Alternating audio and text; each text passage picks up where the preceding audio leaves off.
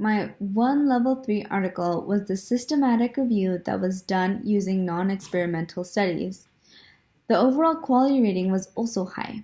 The study concludes that pre-medication, assessed in a variety of settings, was infrequent and was done less than 50 to 80% of the time, which was reported.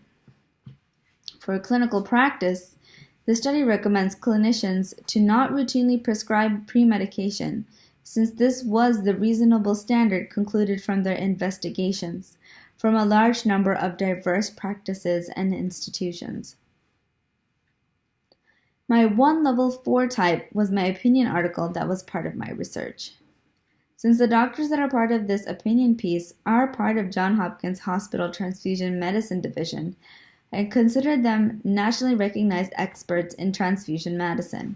Their recommendation for clinicians is to resist efforts to give pre-medication due to absence of definitive evidence-based studies. Their directive from this review is that our current practice shows clinicians tend to minimize adverse effects of blood transfusions and that these adverse effects are not always reported, and therefore it is commonly accepted behavior in our current practice. I consider the quality of this article to be low because the studies reviewed within the article were limited to 4, and also some were done over 25 years ago. This also frustrated the researchers who understand that pre-transfusion medication is a commonly accepted practice in the clinical setting. My one level 5 article type, which is on the next slide, was the systematic literature review done by experienced hematology nurses. The quality of this article was high due to the comprehensive nature of their critical appraisal.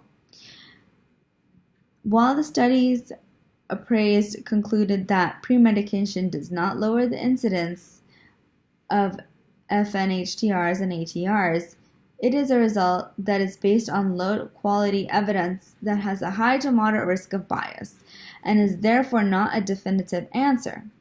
The article cautions against using pre-medication in countries that do not have leukoreduction readily available, since current available evidence is not definitive enough.